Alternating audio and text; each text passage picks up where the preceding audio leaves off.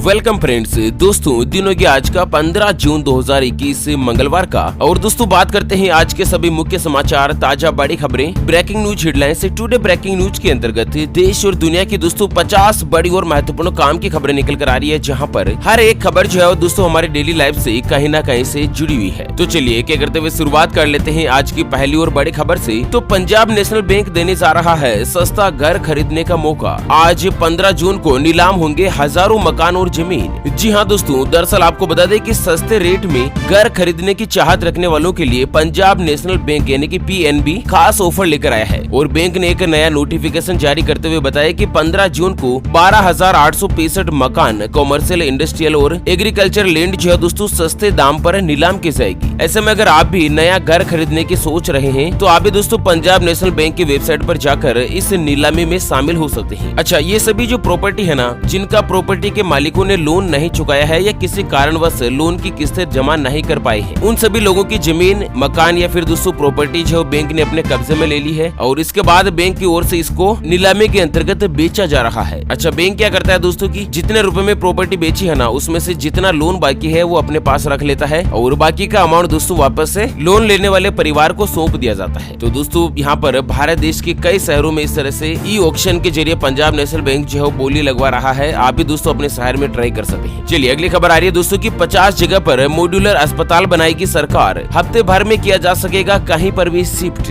जी हाँ, दरअसल corona virus महामारी से देश की लड़ाई जारी है। कोविड-19 की तीसरी लहर की आशंका के बीच मोदी सरकार अगले 2-3 महीनों में देश भर में 50 इनोवेटिव मॉड्यूलर अस्पताल बनाने की योजना पर काम कर रही है। और दरअसल यहाँ पर दोस्तों एक ताजा रिपोर्ट के मुताबिक इन अस्पताल में दोस्तों आईसीयू, ऑक्सीजन सपोर्ट के साथ दूसरे लाइफ सपोर्ट सिस्टम रहेंगे और आपदा के समय इन अस्पतालों को दोस्तों एक हफ्ते में एक जगह से दूसरी जगह पर शिफ्ट किया जा सकता है। मतलब कुछ इस तरह से इनको सुविधाएं दी गई है। तो दोस्तों कम से कम 100 बेड वाला अस्पताल बनाया जाएगा और कुल 50 अस्पताल जो है ना वो अगले 3 महीनों में मोदी सरकार ने बनाने का लक्ष्य रखा है। और इसी के साथ अगली खबर आ रही कि कोरोना से संक्रमित हो चुके लोगों के लिए कोरोना वैक्सीन की एक ही खुराक काफी। स्टडी में हुआ बड़ा खुलासा। तो दरअसल कोरोना को लेकर रोज नई स्टडी सामने आ रही है और इसी कड़ी में एक और अध्ययन सामने आया है जिसके मुताबिक कोरोना संक्रमित हो चुके लोगों के लिए कोरोना वैक्सीन की केवल एक डोज ही काफी है। हैदराबाद के AIG अस्पताल की ओर से एक स्टडी रिलीज की गई जिसमें बताया गया कि दोस्तों जो भी व्यक्ति कोरोना वायरस के पॉजिटिव हो चुके हैं, जिनका इलाज हो चुका है ना, उनको कोरोना वायरस के टीके की एक ही खुराक काफी है, क्योंकि दोस्तों उनकी जो इम्यूनिटी होती है वो नॉर्मली से पहले से ज्यादा मजबूत हो जाती है कोरोना वायरस के पॉजिटिव होने के बाद। और इसी के साथ अगली खबर है कि भारतीय रेलवे ने अचानक रद्द करी इन रूट्स पर चलने वाली 26 ट्रेनें। तो आप भी चेक कर लीजिएगा लिस्ट में स्टेटस। दरअसल आपको बता दें कि भारतीय रेलवे ने अचानक से 26 ट्रेनों को रद्द कर दिया है। इनमें अमृतसर, जलपाईगुड़ी आदि के बीच चलने वाली कई ट्रेनें शामिल हैं। ऐसे में दोस्तों अगले 4-5 दिनों में अगर आपने भी ट्रेन में यात्रा करने की प्लानिंग बनाई है, टिकट बना रखा है, तो एक बार ट्रेन का स्टेटस जरूर देख लीजिएगा। चलिए अगली खबर में आपको बता दें कि यूएन में मोदी का भाषण। प्रधानमंत्री ने कहा कि सूखा और बंजर जमीन दुनिया के लिए है बड़ा खतरा,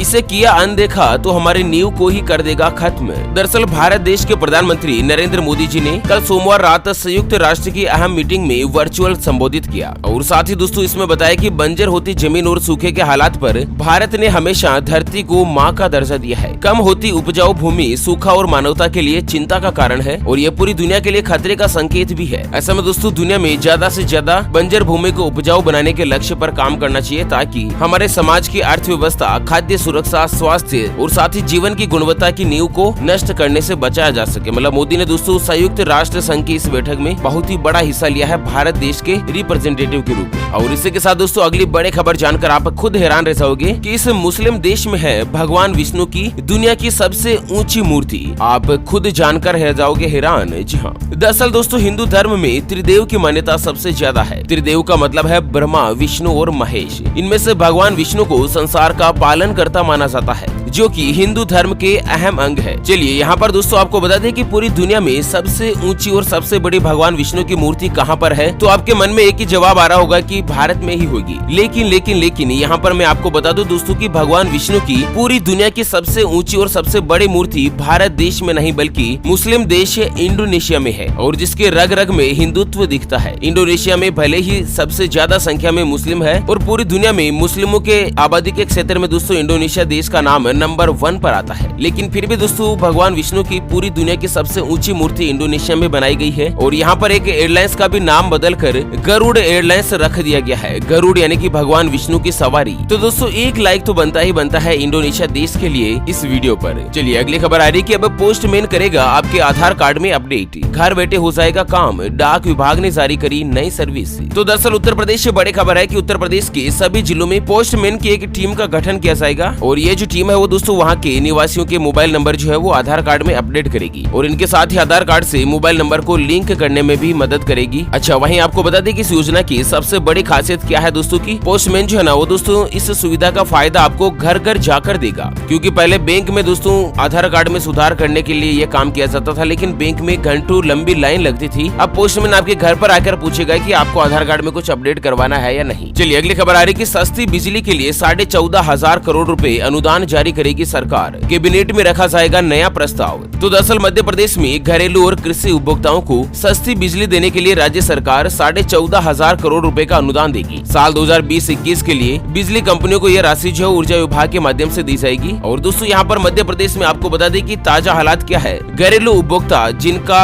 हर महीने का खपत 150 यूनिट तक का है उनको इंदिरा गृह ज्योति योजना का लाभ दिया जा रहा है, जिसमें प्रथम 100 यूनिट तक 100 रुपए के रेट से बिजली बिल दिया जा रहा है। मतलब दोस्तों 100 यूनिट पर केवल मात्र 100 रुपए का बिजली बिल आता है मध्य प्रदेश में। और उनमें से भी अगर अनुसूचित जाति और जनजाति वर्ग के व्यक्ति है SC/ST कैटेगरी के तो 30 यूनिट पर हर महीने बिजली का बिल मात्र 25 रुपए आता है। अब आप खुद सोच सकते हैं कि 25 रुपए का बिजली का बिल है। और दोस्तों कई राज्यों में कई शहरों में हालात ये है कि 1,000-1,500 रुपए 2,000 रुपए बिजली का बिल आता है और मध्य प्रदेश में 100 यूनिट पर मात्र 100 रुपए का बिजली बिल आता है। तो इस योजना के लिए दोस्तों लगभग 14,000 करोड़ रुपए जो है वो वहाँ की सरकार ने अनुदान राशि भी जारी की है। वैसे दोस्तों आप कौन से राज्य में रहते हैं और आपके यहाँ पर बिजली का बिल कितने रुपए का आता है, आप हमें इस वीडियो के नीचे कमेंट बॉक्स में जरूर बताएगा। और वहीं दोस्तों मध्य प्रदेश से एक और बड़ी खबर आ रही है कि स्कूल शिक्षा विभाग स्टूडेंट को व्हाट्सएप पर भेजेगा ऑडियो और वीडियो लर्निंग कंटेंट। जी हाँ, दरअसल आपको बता दें कि कोरोना वायरस महामारी के चलते पिछले साल से ही शैक्षणिक गतिविधियां प्रभावित हो रही है। ऐसे में केंद्र के साथ साथ विभिन्न राज्यों की सरकारों के द्वारा स्टूडेंट को स्टडी जारी करने के लिए ऑनलाइन मोड का सहारा लिया जा रहा है। तो यहाँ पर मध्य प्रदेश का जो शिक्षा विभाग है ना वो दोस्तों विद्यार्थियों को व्हाट्सएप पर ऑडियो और वीडियो लर्निंग कंटेंट शिक्षा से जुड़ी कुछ महत्वपूर्ण जानकारी जो भेजना शुरू करेगा। साथ ही मध्य प्रदेश के मुख्यमंत्री शिवराज सिंह का कहना है कि मध्य प्रदेश की तस्वीर बदलने को लेकर सरकार ने फैसला कर लिया है और हर महीने लगभग 1 लाख युवाओं को रोजगार देने का प्रयास किया जाएगा। चलिए अगली खबर आ रही है कि पेटीएम ने लॉन्च करी वैक्सीन स्लॉट बुक करने की सुविधा,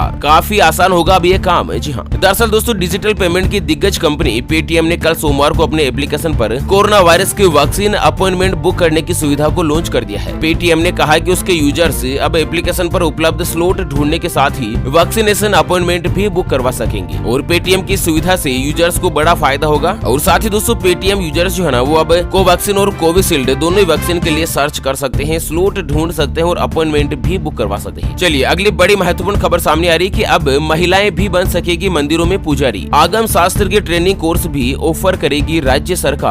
तो दरअसल तमिलनाडु में अब महिलाएं भी मंदिर में पुजारी बन सकती है। हाल ही में राज्य सरकार का कहना है कि वह पुरोहितों के रूप में महिलाओं की नियुक्ति पर भी विचार कर रही है। राज्य के धार्मिक और धर्मार्थ सहायता विभाग के मंत्री शेखर बाबू ने इस बारे में जानकारी देते हुए बताया कि जो भी महिलाएं राज्य में पुजारी बनना चाहती है वो आवेदन कर सकती है और इसके लिए सरकार खुद उन्हें जरूरी शिक्षा या फिर ट्रेनिंग भी देगी। तो महिला सशक्तिकरण को लेकर दोस्तों कमाल का फैसला लिया है राज्य सरकार की तरफ से। और वहीं अगली खबर आ रही है कि कोरोना की वजह से बंद हुए देश के सभी स्मारक खुलेंगे कल 16 जून से, केंद्रीय पर्यटन मंत्री ने दिया बड़ा आदेश। तो दरअसल कोरोना की दूसरी लहर के कम होते ही देश के कई राज्यों में लगी पाबंदियां अब धीरे धीरे हटने लगी है और इसी के तहत अब कोरोना की वजह से बंद हुए सभी ऐतिहासिक स्मारक को खोलने का फैसला लिया है। और केंद्र सरकार ने दोस्तों देश के सभी स्मारकों को 16 जून से खोलने का ऐलान कर दिया है। हालांकि इस दौरान भी कोरोना वायरस की गाइडलाइंस का पालन किया जाएगा, मास्क लगाना कंपल्सरी होगा वगैरह वगैरह। और इसी के साथ दोस्तों अगली खबर है कि रिकॉर्ड ऊंचाई पर पहुंची थोक महंगाई रेट, दाल सब्जी तेल सब कुछ हो चुका है महंगा,